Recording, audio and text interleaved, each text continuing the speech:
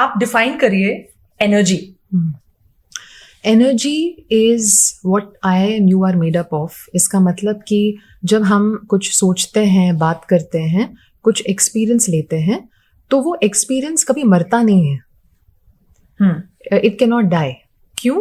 क्योंकि एनर्जी हमेशा से एग्जिस्ट कर रही थी, आगे भी एग्जिस्ट करेगी। It can neither be created nor destroyed. इसका मतलब कि आज हमें कोई भी एक्सपीरियंस हो रही, हमारे अंदर वो बसी हुई है, और वो जो बसी हुई है वो वापस से उभर कर हमारे बाहर निकलती है।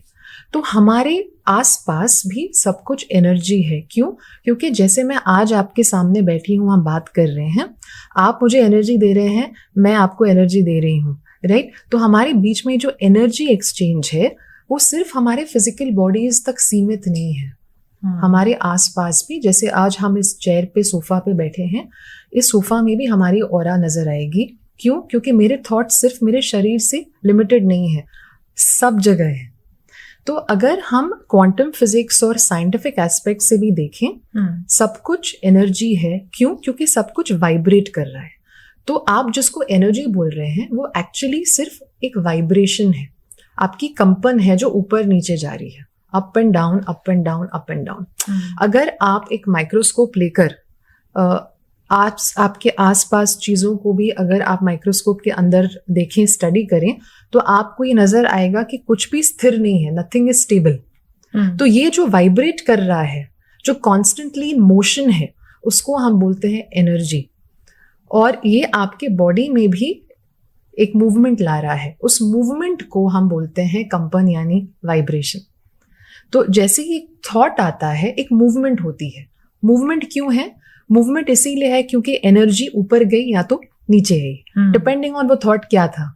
सपोजिंग आप मुझे बोलो आप बहुत अच्छे लग रहे हो, तो मुझे अच्छा फील होता है, मेरी एनर्जी ऊपर जाती है। लेकिन अगर कोई मुझसे कहेगा कि आप तो बिल्कुल भी अच्छे इंसान नहीं हैं, या आप स्टूपिड हैं, सिली हैं, तो सडनली मेरी एनर्जी नीचे चली जाएगी। तो ये जो शिफ्ट हो रहा है ऊपर और नीचे का, वो क्योंकि इसलिए हो रहा है, हमारे बॉडी के अंदर ब्रेन जो है एक वाइब्रेशन फैसिलिटेट करता है। तो ब्रेन है एक इलेक्ट्रॉनिक स्विचिंग स्टेशन जो इस मूवमेंट को पूरा कर रहा है। तो आपके अंदर भी यूनिवर्स से एक एनर्जी आती है। अब इसका एक्सप्लेनेशन हम यही दे सकते हैं कि ये कहाँ से आ रही है। एक सोर्स है जो हमें एनर्जी भेज रहा है, राइट? तो सिंपल वर्ड्स में हमारे अंदर बाहर से, जिसको हम बोलते हैं ईश्वर या डिवाइन, अभी तो हम समझते हैं कि वो बाहर नहीं है, अंदर है। लेकिन अगर किसी को सिंपल वर्ड्स में समझना हो, यूनिवर्सल एनर्जी आपके अंदर आती है, और इस एनर्जी से आपको पूरा चॉइस है आपको क्या करना है। यानी आप जो थॉट सोचते हैं, वो थॉट कहाँ से आ रहा है? वो एक यूनिवर्सल एनर्जी है जो आपको वो चॉइस देती है सोचने का। सोचने की शक्ति कहाँ से आ रही है? वो सोचने की शक्ति जो है वो इसीलिए है क्योंकि आपके अंदर एक फ्लो आ रहा है। उस फ्लो के साथ आपको चॉइस है, आपको अच्छा सोचना है, आपको बुरा सोचना है।